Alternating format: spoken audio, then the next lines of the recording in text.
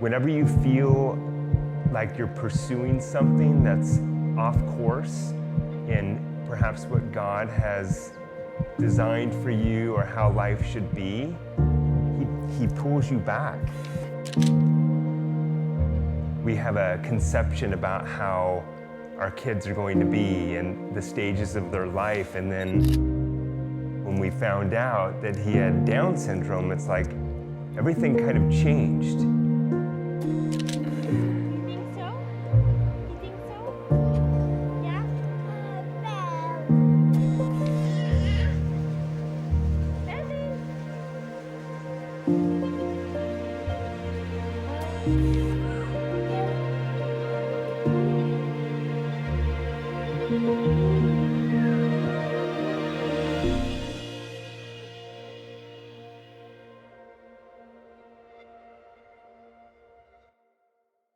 Did we start the dishwasher?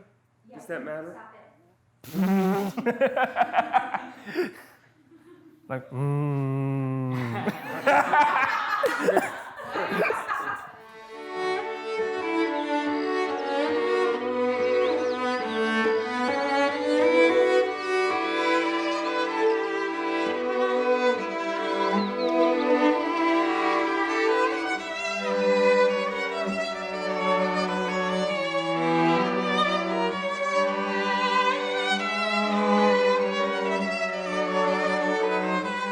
I would start by saying that Evan's a beautiful boy who's now actually a man, just turned 21 years old. Boy, there's so much to say about him and who he's become. My favorite part about being Evan's mom is seeing the world through God's eyes. And Evan allows you to do that. Evan teaches you how to do that.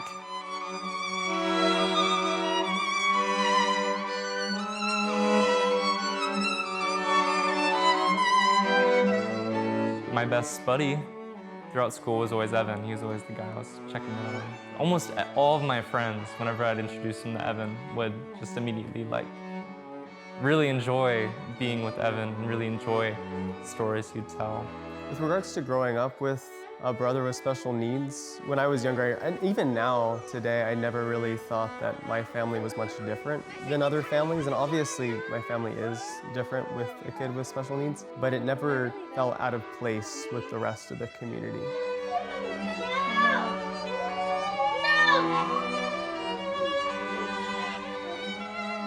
Evan's a delight, and we're so happy to have him as part of our parish family.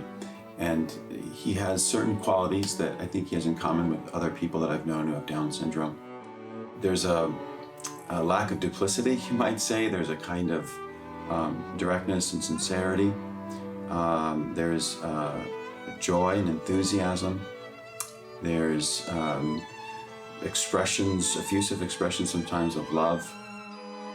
In the car yesterday, we were driving and I was stressed because I had a ton to do, and I didn't say a word to Evan, but he sat there in the car. He's like, "Do you need a hug, Mom?" Yeah. You know, and I said, "Why do you say that?" And he's like, "Well, are you okay?" Yeah. And so he just picks up on that. He has a strong faith in God, which I've noticed with other people with Down syndrome. It's not overly complicated. We can create doubts that are just from overthinking things, and there's this trust, a simple trust and belief in God and God's existence, God's love.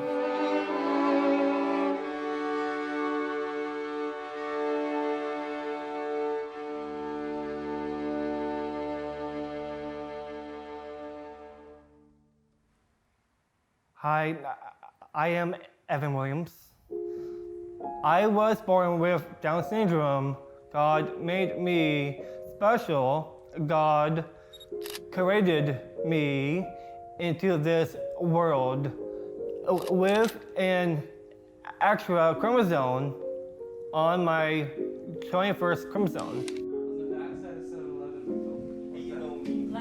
I love my family so much, and I enjoy to be with them. I enjoy with my friends too. It is fun to hang and enjoy them. I make my friends crack up.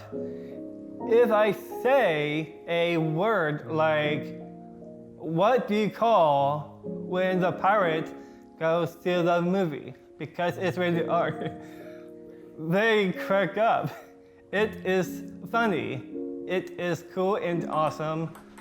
My friends make me laugh, and I make them laugh too. That I am super energetic person. I'm still every day busy making videos with great content. My passions in life are faith, love, and make my dreams come true.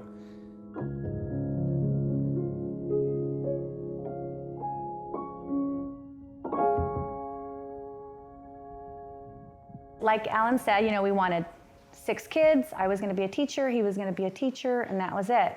And then Evan was born, and everything spun completely the other way around.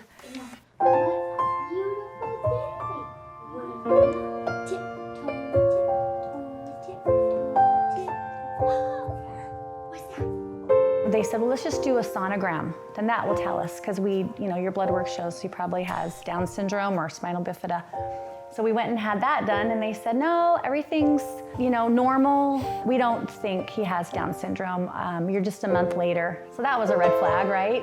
And then when he was born 3 weeks late and had long fingernails, and it was pretty scary. He'd swallowed meconium, and he had to go under a tent for oxygen. And then I knew the minute that they pulled him out, he totally has Down syndrome. You could see it. Just to speak to Bethany's courage too, it's when he was born, there was an immediate motherly response. And they told Beth, well, you're probably not going to be able to breastfeed. And she was determined that she was going to. And so he was separate from us in a different room. He was in the oxygen tent. He was all hooked up with everything. And she basically marched in there, sat there, took him, and started to breastfeed him, and he took. My parents lovingly accepted Evan as their baby. They were so happy to have him. But it was still pretty shocking for my dad.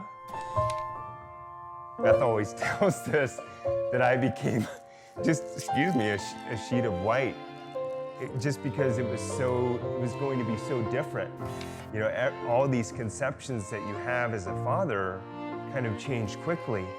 But Beth was immediately and intently like, no, we're all in. And it only took me probably more than a couple hours to recognize I'm all in too. With Evan, I still had that conception, having only Taylor, who was little at that time, a couple years old. And then you just start thinking about those things that he won't be able to do. First of all, lo and behold, they're not incredibly important for him to do, as you learn as a dad, but we always had Evan doing everything. And so even those things that were trivial, we still got to do those things and still had a fantastic time in doing so. Taylor always thought that we were saying that it wasn't Down syndrome, that it was dance and drum. Dance and drum. And Beth and I just thought that was just a glorious title for him. He was telling the kids in his class, my brother Evan, he has dance and drum. Dance and drum. And I was like, that's it. It was glorious. And here we are. I just took Evan and his friend. We just went to Legoland. We've been going for 20 years. Yeah. And they have the same fun as when they were It's like you get these childlike experiences and they just over and over again. The laughter and it keeps you young. It does.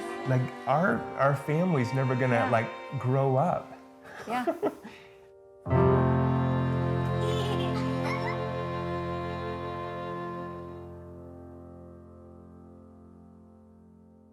When the geneticist walked into the room, when we had that appointment, I just felt this darkness in the room. And so then she started to just ask us questions. So do you know what this means? Do you know what your baby's gonna have delays and low muscle tone, and there could be heart problems, and I remember thinking, get her out of this room. Because I knew she, and then, you have options, and there's abortion there. we're not even going to talk anymore. Conversation is over.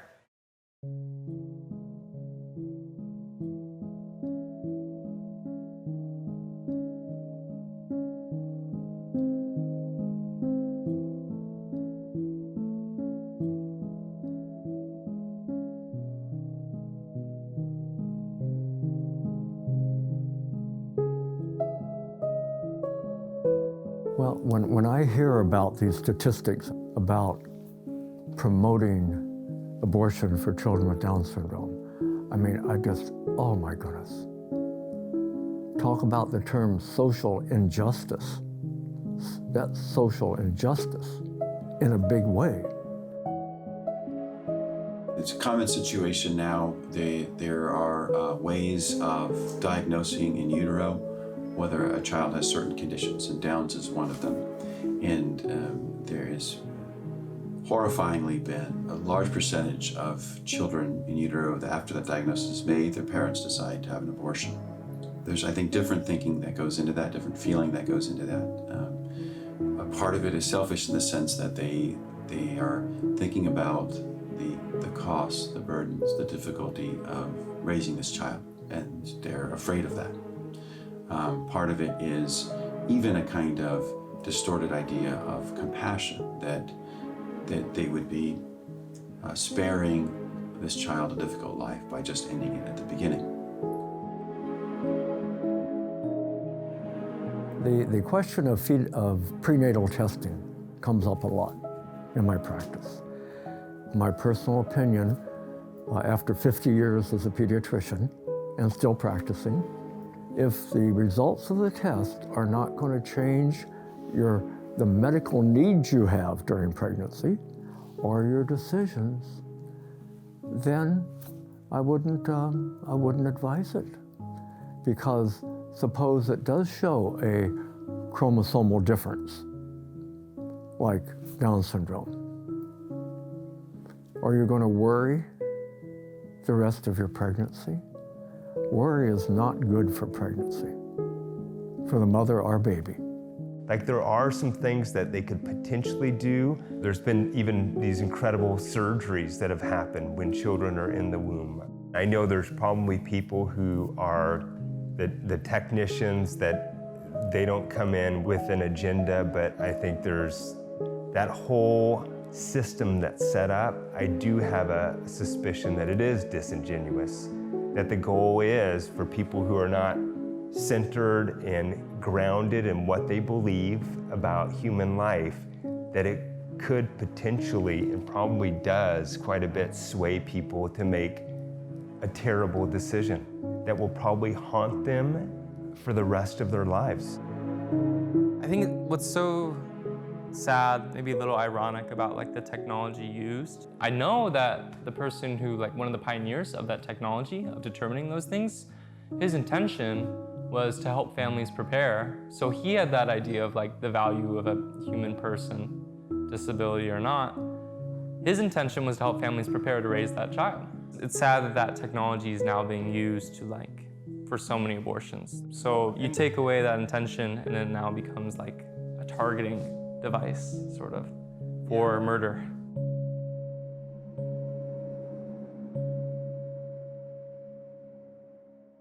So my mom, when she found out my brother had Down syndrome, there was a specialist that came in that was designated to I think, persuade my parents to kill Evan. And my mom didn't even talk to that person. So she had that opportunity. It was very readily provided to her at the hospital, which is so sad, especially in light of the Hippocratic Oath about not doing harm. So you have all these, not all of them, of course, but many people in hospitals completely ready and willing to betray their oath. Concerning the option of abortion, I think that's a very dangerous mindset, that it's presented to a woman that here are your options. Giving a woman, abortion is not an option to present. I believe, but I could stand corrected, that an obstetrician must, medical legally, put in the chart that abortion was presented as an option, something verbiage like that. That's a bad law. I think there should be a law, a policy that says an abortion may not be performed without an ultrasound being done ahead of time. I've seen this happen, experience, where a mother who's kind of leaning toward an abortion sees her little person inside moving and sucking his thumb, and then sits with a counselor who talks about the upside of Down syndrome and how happy these children are. The mother changes her mind. Once you justify one reason to murder, then you can start to justify any reasons to murder because you've lost the inherent dignity of humanity. So unless you want to make the bold claim that kids with special needs are not human, despite them being born from a woman, then you really are in a pit, because you can start killing off people that are too gifted, right? You can kill people for whatever reason you want.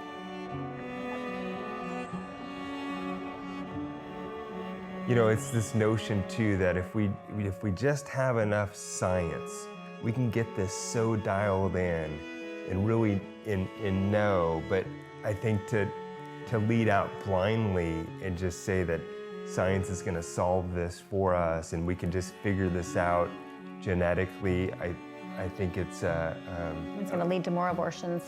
yeah, or perhaps even people not just choosing not to have children at all, because you know if you were to do their genetic study, they might just figure, not for us. It's too risky. It's too risky.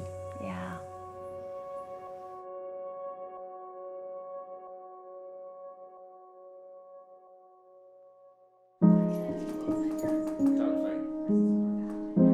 I mean, if we had an opportunity to talk with a family who just had a baby with Downs, I would say to them, like, live in the moment. Don't project too far forward. Like, just stay, just enjoy. So someone who is scared, that they've discovered that their child is going to need, significantly more time or financial resources because of a disability, let's say, than a child who didn't have a disability. I would say that, first of all, God will help you. God never gives us something like that without also giving us help in different ways. It's going to come, some of it might come through different social services, some of it might come through family members. And then some of it just, your internal resources will increase. Your strength, your ability will increase because it's part of God's plan for your life. And to embrace that, and we need to understand God loves us more than we love ourselves, knows us better than we knows ourselves. And so what he gives us is always the best. The point about this all is that families, communities, neighborhoods, the church itself, like, we need to embrace all of these kids and bring them in. Mm-hmm. So part of it is to help people to see by telling the story of the value of Evan's life and other people like him.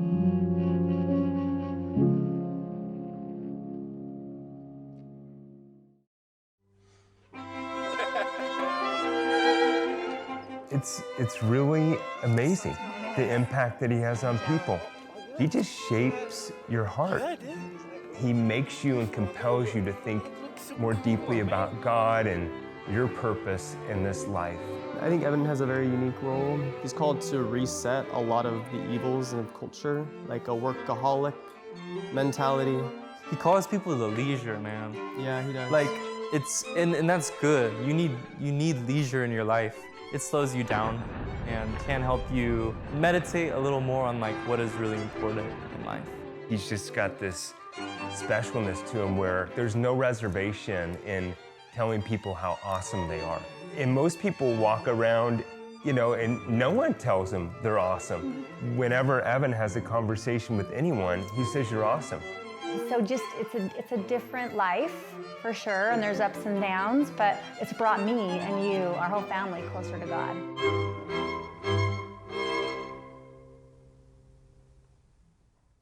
People don't appreciate how what seems like a burden can really be a great blessing.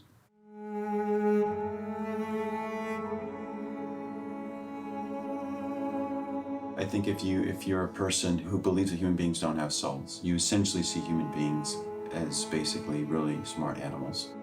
You know, when a horse breaks its leg, right, you kill the horse. So yeah, there's this big difference, right, between humans and animals, but if you don't see that difference, then you will make that decision just based on a kind of pleasure versus pain analysis.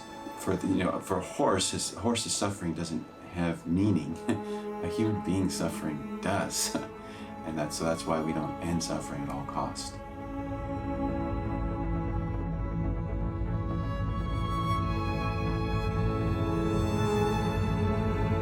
As a kid, when I would see parents who had an adult son or daughter with disability, I always felt like a little bit of a loss. I felt a little bit sad for them, that the husband and wife had this child that was going to be with them. Like you really don't get it unless it happens to you. And you're like, your frame of mind did like a 180 about how to look at this situation. It wasn't sorrowful, it's actually a gift.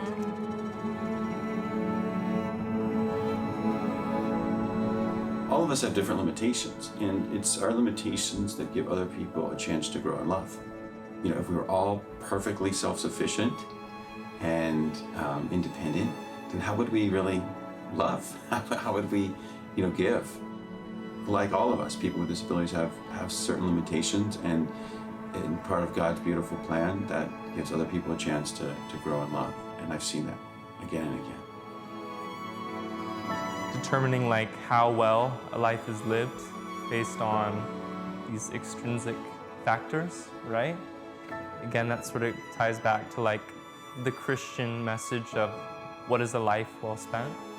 A life that is in the grace of God, doing His will.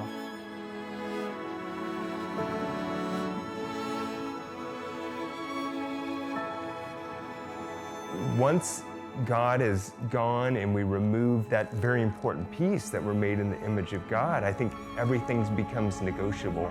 Life becomes negotiable.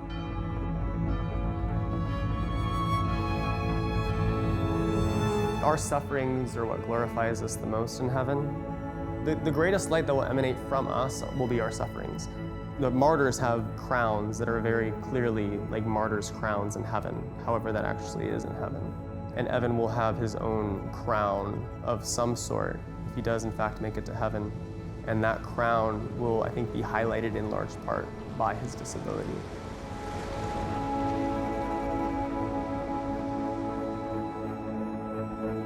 To really love somebody and to only do for them what's easy for you or what doesn't cost you anything is a very pathetic love. Love that involves sacrifice is true love. People that were really successful and they have cancer and it's terminal and they're going to die, they're not thinking about how many cars they have or how rich they were or how many degrees they got. It really comes, it's like, who did I serve? Yeah. Who did I touch? Yeah. Whose life did I change?